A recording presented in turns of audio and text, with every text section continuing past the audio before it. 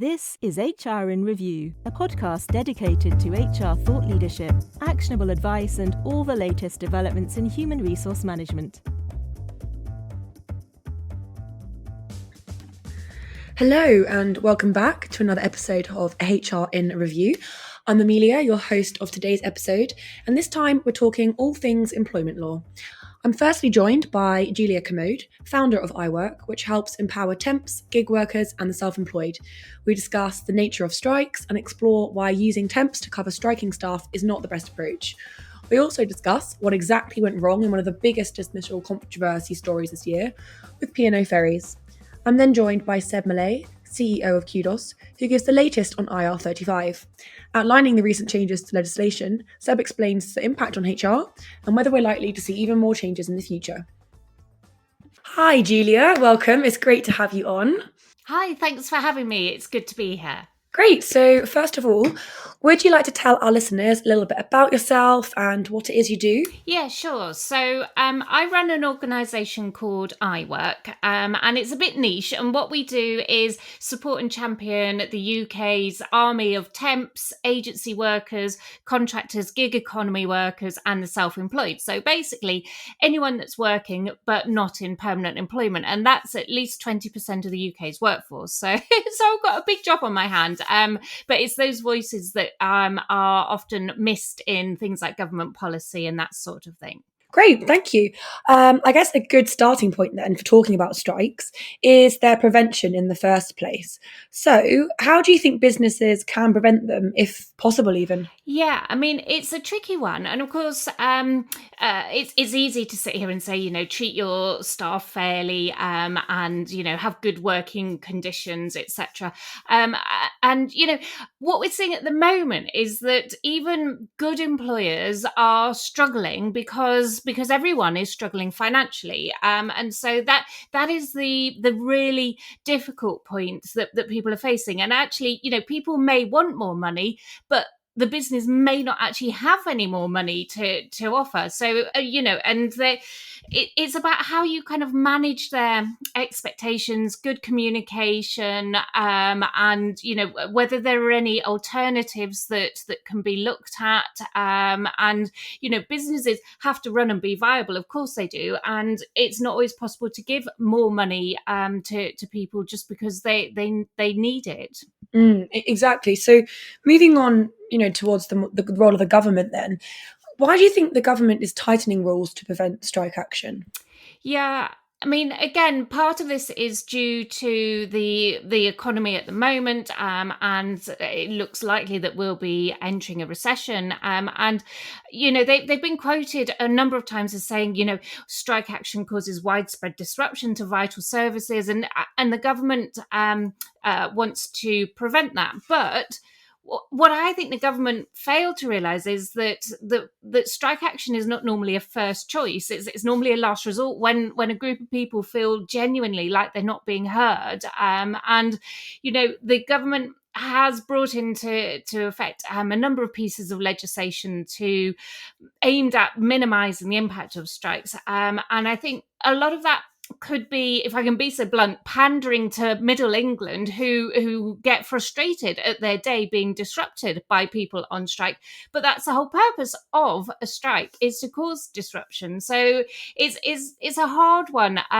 I can understand why the government is looking at it, but yeah, I think they could be doing things in a slightly different or better way. Exactly. I mean, it's interesting what you say about, the whole purpose of them is to cause disruption in the first place, isn't it? So anyway, what about the use of temps then?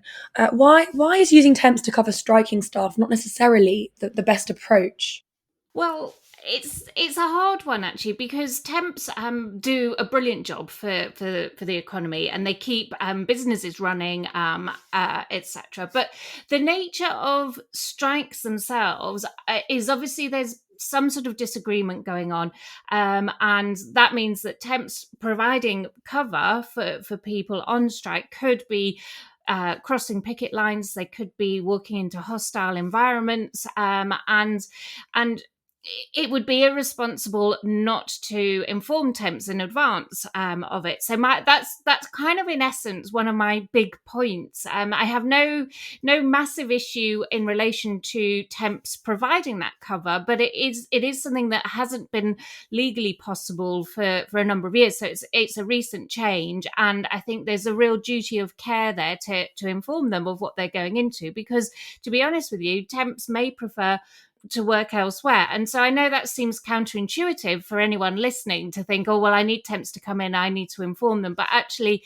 it's not fair on those temps potentially going into a difficult situation if they don't know about it in advance. Yeah, that's super interesting. I mean, you mentioned there that there's a risk that temps could walk into hostile environments. So, following on from this then, could you explain to our listeners some of the key considerations for businesses engaging temps in the event of strikes? Yeah, sure. And, none of this, I would say, is kind of rocket science, to be honest with you. And it's about remembering that temps would be just as an important part of your workforce as your permanent staff who are going on strike. So you've got kind of a duty of care towards them and a responsibility towards them. And so it's about treating temps fairly as you would your own staff. The other point to make is about this communication side of things. Don't forget that the recruitment agency needs to be clear that their temps will be covering strikes. And that's for two main reasons. One of the reasons is that the agency might be criticised for getting involved in the first place. And don't forget, a lot of these strikes may be union-led, and those unions are actually quite powerful and can be very critical of recruitment agencies anyway. But the other point, more in the agency's interest, is they could lose future business if they're sending in temps unknowingly into a difficult situation, and those temps then don't want to work for that agency anymore. So the agency has two kind of levels of interest. So again, it's really about making sure that people are aware of what they're going into. And of course, from the agency's perspective, a lot of sectors are increasingly candidate-led if there are skill shortages. I mentioned unions then, sort of within teaching or whatever, there are potential shortages. And of course, if you're in that sector where there are shortages, that temp is more likely to change agency if they're not kind of forewarned. So I do think as businesses, you've got a number of duties there to consider. Yeah, exactly. I mean, you also touched on the kind of duty of care that employers have towards temps. So what about the legal side of things then? Is the legislation allowing temps to cover striking workers even legal? Well, I think that's a really good question. And I'll tell you why. It's actually up for debate at the moment. And I mentioned unions earlier, and the union for unions, the TUC, is actually arguing that this new legislation is not actually legal and is actually a violation of Article 11 of the European Convention on Human Rights. And basically what that does is enable all workers to have freedom of assembly and association. And it's an international law. So the TUC are saying that this international law has been broken by the UK now allowing temps to cover strikes because they're preventing the sort of union activity in essence. They also believe it impinges on unions' rights by making it more difficult to take effective industrial action. And they have actually complained to the International Labour Organization about these issues, and time will tell as to whether there is kind of a judgment as to whether this legislation is actually legal or not. For now, it is there, and could be used. So just to be clear, and I don't think there will be any kind of repercussions if someone listening to this were to use the law, and it turns out that there's a view that the UK law is not kind of legitimate. So it is there, but it's up for debate as to how legal it is in international law. Great, thank you for that. So one of the biggest dismissal controversy stories this year was the issue with P&O ferries. What exactly went wrong here? Yeah, I mean that was a big story, and I'm not sure that lessons have been learnt. And this is where, when I was saying earlier about agencies potentially being criticised for supplying temps to cover striking works, it was actually the P&O story at the forefront of my mind. And what happened was the P&O ferry crew employees in Britain were fired and then replaced by agency workers, because those agency workers were a cheaper alternative.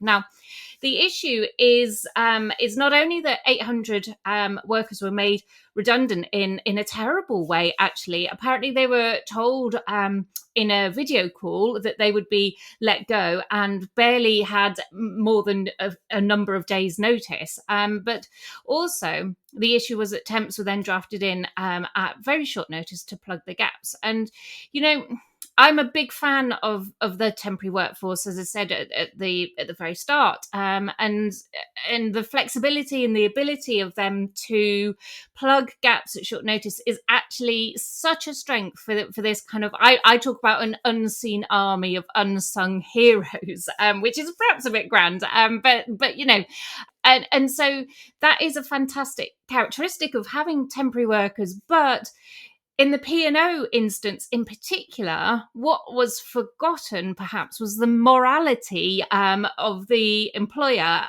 who was doing this.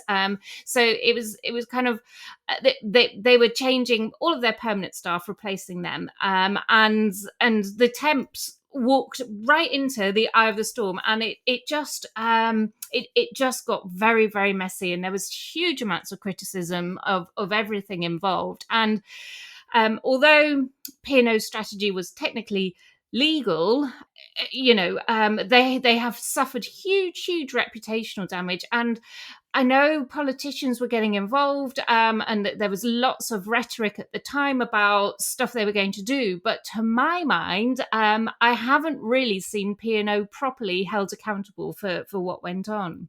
Oh, I really love that phrase, unseen army of unsung heroes. But yes, I think the morality is a key thing that needs to be focused on here, despite the apparent, legality of it.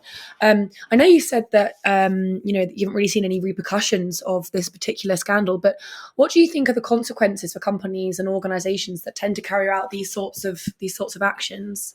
Well, yeah, I mean, I suppose they are at risk of having huge reputational damage, as we've talked about. But also, I think the main issue is that by bringing temps in to cover your staff who are going on strike is likely to just exacerbate the situation and prolong things, and it may even make matters worse by further alienating your staff who are on strike, because obviously there's an issue there's a disagreement, so obviously no compromise has been met, and so what your staff on strike would perceive to be the case is that even them going on strike, which, as I said at the start, would be a last resort for them, is still not being listened to, and actually you would be undermining them by kind of just bringing in people to cover them. Other issues to think about if you are thinking about using the legislation, and as I say, it is there to be used, are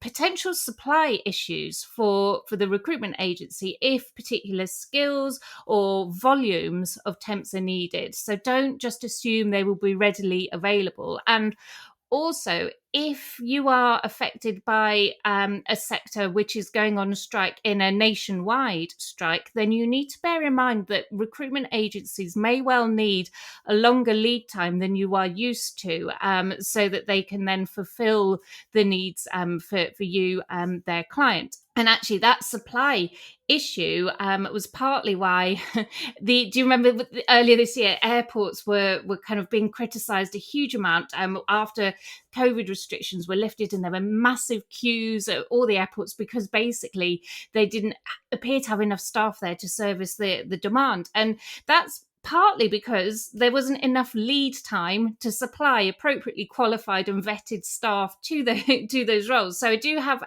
quite some sympathy with agencies, actually.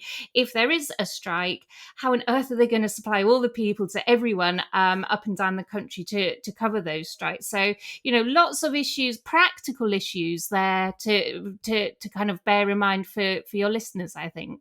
Great, that was fantastic. Thank you very much, Julia. Finally, we ask all of the guests on our HR in Review podcast 2 questions. The first one, if you could pass on one crucial lesson you've learned in your HR career in 1 minute or less, what would be your top tip for other HR pros? Wow, it's hard to do in 1 minute or less, and I hope I don't sound too kind of vague about it, but I really would say, once you've found your passion, stick with it. So I'm sure many of us have had varied careers doing different things. I certainly have done things working for medical charities, trade associations, tax and employment legislation, and I've ended up in a niche where I am empowering, in my mind, a really important workforce, and I love it. It's my passion. I've been here working in this space for about 10 years, and I couldn't imagine doing anything else. And it's challenging for sure what I do, but because it's my passion, it doesn't feel like work. And I know lots of people kind of say things like that, and it does sound a bit twee, but genuinely, when you find your passion, go for it and stick with it. Do you know what? I think that was extremely close to a minute, so great. Lastly then, what is the single biggest change you think will happen in HR over the next 5 to 10 years? Okay, well, this is interesting because I've given this a little bit of thought, and it seems to me that, since the pandemic and in recent years, the very definition of what being an employee is and employment status has changed and will continue changing as a result of the pandemic. And what I mean is, I can see the boundaries between employment and self-employment are increasingly blurred. So COVID showed us that employees can work very independently of the business that pays their salary, with everyone working from home and that side of things. And some of those new ways of how people are working are actually very similar to being self-employed in terms of choosing when, how, and where they work, and all of the stuff around that, and making those decisions to be independent. And on the flip side of that, some self-employed people could increasingly be integrated into a business and maybe seem more like employees. If you kind of have someone who's doing your social media for you, for sake of example, and they're self-employed, they may become very integral in the business because they need to be as part of their role. And I know that there are tax considerations of being self-employed and employees, but putting those tax considerations aside, I can see no issue with either of those trends. Employees starting to look more like self-employed and a bit more independent, and self-employed people starting to look a bit more integrated into the business. So we've kind of got this blurring of boundaries and this mix that we've got going on. And that leads me to think that in HR terms, I can kind of foresee a more human cloud type of approach, which, where it's actually quite normal to not have thousands of permanent employees and maybe have a bit more of a homogenous mix of people who maybe aren't permanently employed. And you bring the right people in with the right skills to work on the right roles, which suit them at the times that the business needs. And don't forget, people's expectations have changed, and people in employment are increasingly thinking more independently about how they work. They need or want ultimate flexibility, but they also may not actually want to take that full leap into self-employment. So I really kind of think that this human cloud approach is a very smart way forward for businesses, and it harnesses the current trend. And I don't think we should be scared of the current trend. And I think, it has the potential for a human cloud type of approach to overtake employment as being the norm. And I realize from a tax perspective, there's massive complexities there. But to be honest with you, if the human resources resources side of things is what we're here to talk about. And if it works for businesses and for people, then I think that should be the priority. But yeah, so really difficult question to answer. I hope I haven't over-egged my answer there. No, not at all. Super interesting what you said about the current trend, flexibility in working, and how people's expectations have changed. But, it's been fantastic having you on. And thanks very much, Julia. Oh, thank you so much for having me. I've really enjoyed it. Thank you. If you have any comments on the HR in Review podcast, would like to suggest a topic or speaker, or provide other feedback, you can contact us using the email podcast@hrreview.co.uk. We look forward to hearing from you. Hi, Seb. Welcome. Welcome to HR in Review. It's great to have you on. Oh, likewise. It's great to be here. Great. So first of all, would you like to tell our listeners a little bit about yourself and what exactly it is that you do? So I'm the CEO of Kudos. Kudos is an IR35 and a tax insurance provider and a consultancy firm. So we've been around since the late 80s, and since 2000 have specialised in IR35 when the legislation was originally introduced. We've carried out over 150,000 assessments on engagements for IR35 status, and we've defended over 1,600 IR35 investigations as well. Over the last few years, been very busy following the reform that we've seen in the public and private sectors, and been doing a lot of work with public and private sector businesses and organisations, over 3,000 of them, really helping them to manage their way through the off payroll working rules, and to be able to continue to engage contractors in a safe and a compliant manner. Great, thanks very much. So first of all then, why don't we start off outlining what exactly is IR35 and what's the latest on it? Okay, so yeah, IR35 is a piece of anti-avoidance tax legislation, and its aim, really from the government's point of view, is to close what that they perceive to be a loophole in the tax system, where individuals could set up limited companies and pay less tax than they would if they were employees of the company that they work for. So it was originally introduced, as I mentioned, back in 2000. I think at that stage, the government and HMRC felt there was widespread avoidance, with people being able to set up limited companies and purportedly pay less tax than an equivalent employee would pay. And when it was introduced, and right up until 2017, contractors themselves were, and consultants and freelancers were responsible for determining their status. So they had to decide whether they were genuinely self-employed, or if the services they provided were actually more like employment, and therefore they'd have to pay the relevant tax. So if somebody is self-employed, they are what we call working outside IR35. So it means the legislation doesn't apply to them, and they can pay themselves as they see fit through their limited company. So typically that will be salary and dividends.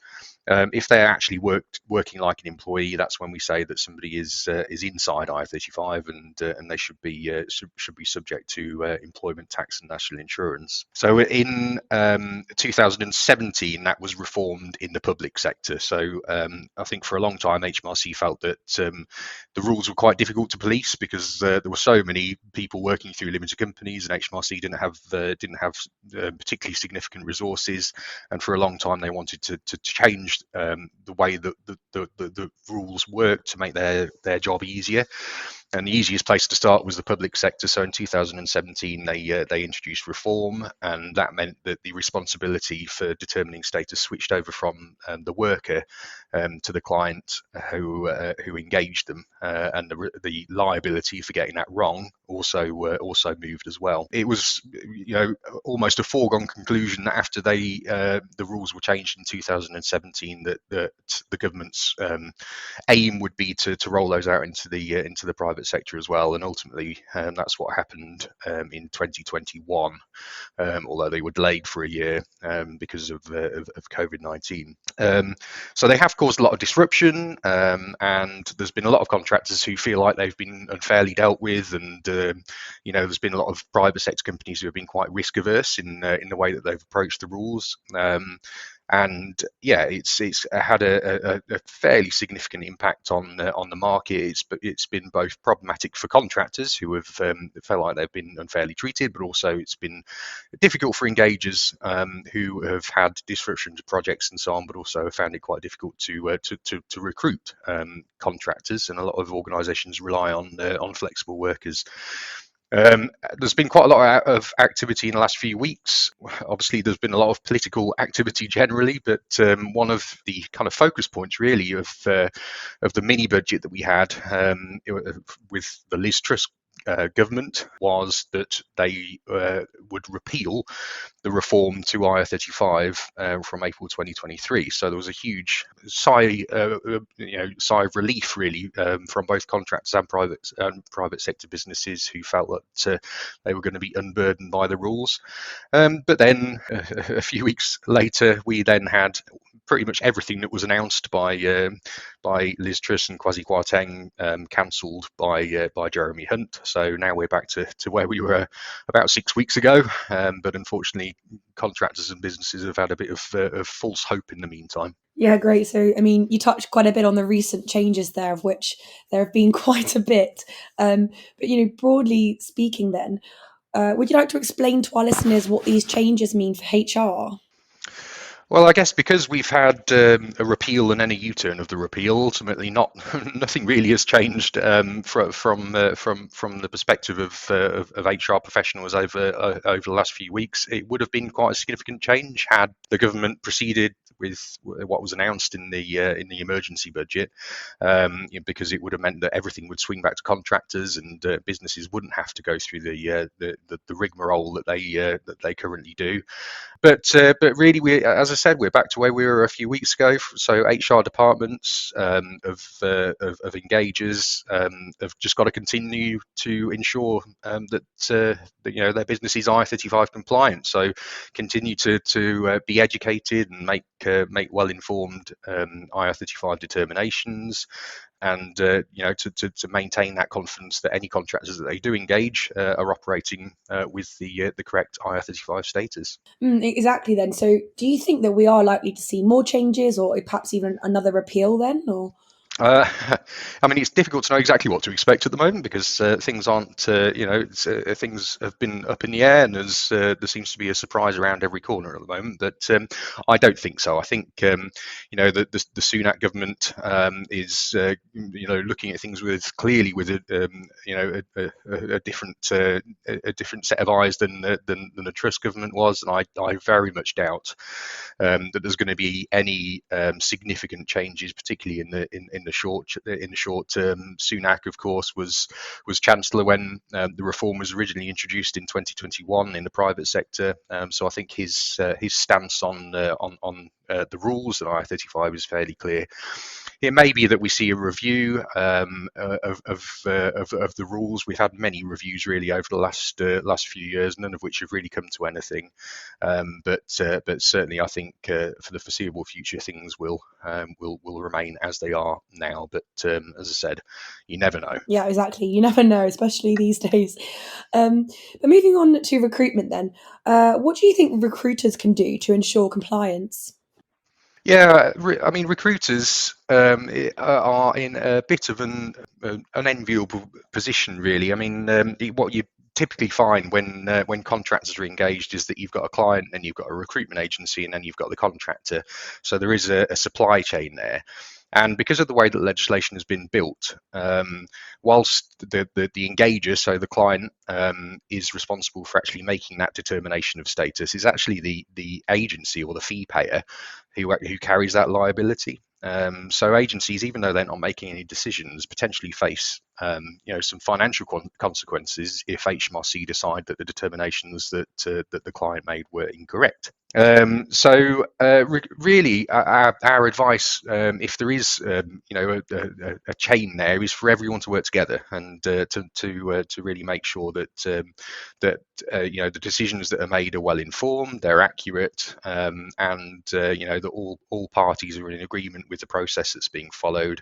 And recruiters, as we've found over the last couple of years, have really been quite key in sort of driving a pragmatic and reasonable reasonable response to the rules. Okay, great. So I guess, following on from that then, what about end clients?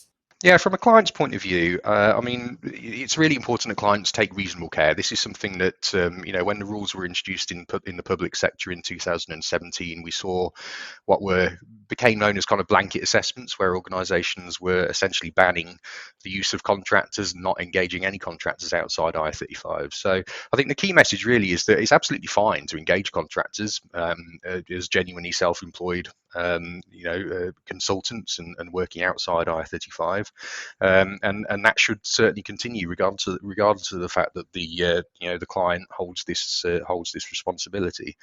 And obviously, we've been helping a lot of private sector firms in doing just that. Making sure that they benefit from the ability to engage contractors, but also protect themselves from the potential tax risk as well.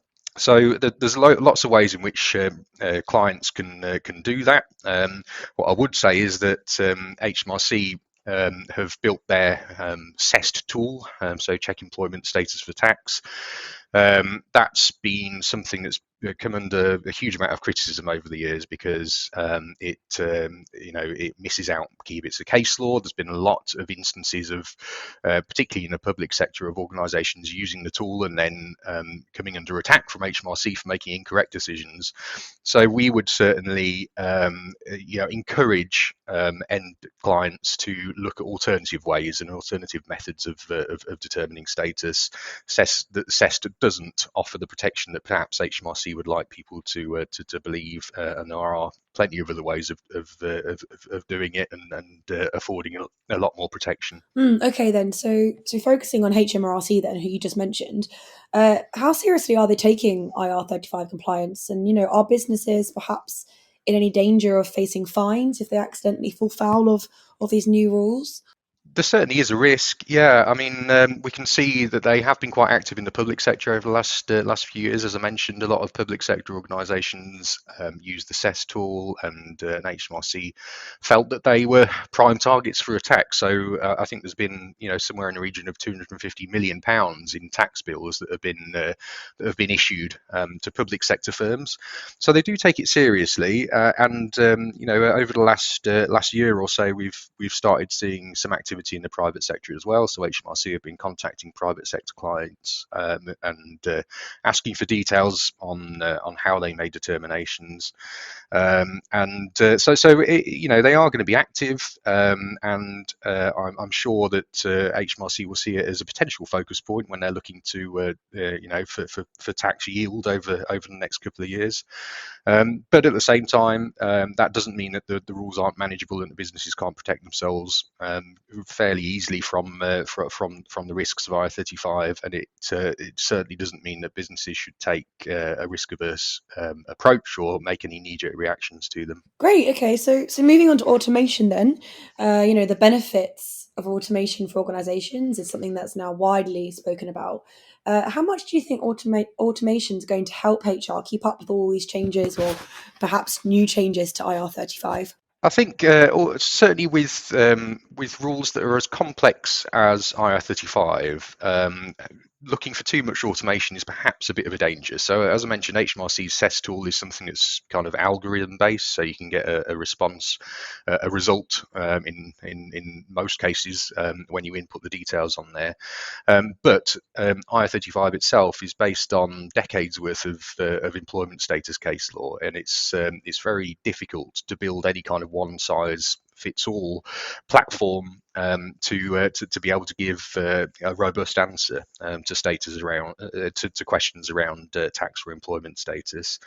So I mean, I think you've got to find that balance, and really what we do is make sure there is automation in the process in terms of the administration and the management of the process, but ultimately the important decisions are still made by an expert and still made by a human being. So whilst I think there are certainly ways of making the process and the administration legislation around that process as streamlined and using as much automation there. I think it's really important that businesses also understand that it is a complex area, and I think human intervention is still required in many cases. Yeah, exactly. I think it's all about finding that balance, as you said. Yeah. Are there any other changes then you think that HR need to be aware of? I think IR35 has naturally, because of the changes in the legislation, IR35 has really taken a lot of focus over the last few years. But employment status more generally is an issue I think that people need to be aware of. IR35 only applies where the worker is working through their own limited company or a partnership, whereas there's a far bigger world out there where you've got sole traders who are working as self-employed individuals. IR35 doesn't apply to them, but there are different status rules that have similar risks that clients should be aware of. So I think, as I said, IR35 has really grabbed the headlines over the last few years, but employment status is a much wider world, and I think businesses shouldn't ignore that, and certainly shouldn't be looking for any workarounds, I guess, to IR35 by looking to engage workers in a different manner, because everything carries a risk, and I think it's important that awareness is raised in that regard. Great, thank you very much. Finally, then, we ask all of our guests on the HR in Review podcast 2 questions. So firstly, if you could pass on one crucial lesson you've learned in your HR career in 1 minute or less, what would be your top tip for other HR pros? I'd start by saying I'm not an HR professional, so this might be terrible advice. But I would say something that I've certainly learned over the years of running this business is that it's really important to pay attention to ideas that staff at every level have, and to, if possible, create an environment where people are really encouraged to think creatively and think entrepreneurially. I think it's pretty easy to let people slip into a culture of not questioning the way things are done or how things could be done better. But if you actually create a culture where that's the norm, it's amazing how many ideas that people can have, and how that generally creates a far more exciting place to work for people. Great. Lastly, then, what is the single biggest change you think will happen in HR over the next 5 to 10 years? Well, I suppose the natural immediate answer is kind of the shift that we've seen in working practices following the pandemic. So obviously, employees generally expect more flexibility, particularly around where they work, and I think it's going to be really interesting to see how things like the concept of the 4-day working week is going to kind of evolve, and how that's going to sort of establish itself over the next few years. I do think more widely there's going to be a general movement towards more flexibility in the manner in which people are engaged, and I would kind of expect globally really to see some growth in self-employment, and I think that's going to be a noticeable trend over the coming years too. Obviously, things like IR35 potentially a blocker to that, but I think governments really need to get on board with supporting a more forward-thinking and transient economy. Fantastic. Well, it's been really good having you on, Seb. Thank you so much for joining. No, it's a pleasure to be here. Yeah, thanks for having me on. Thank you. The HR in Review podcast is brought to you by hrreview.co.uk. hrreview.co.uk is a website dedicated to human resources and related professionals. News items are posted daily, together with analysis looking in depth at topical HR issues. You can sign up for our range of specialist newsletters at hrreview.co.uk/sign-up, and follow us on Twitter at hrreview, or join us on LinkedIn and Facebook. Thank you for listening.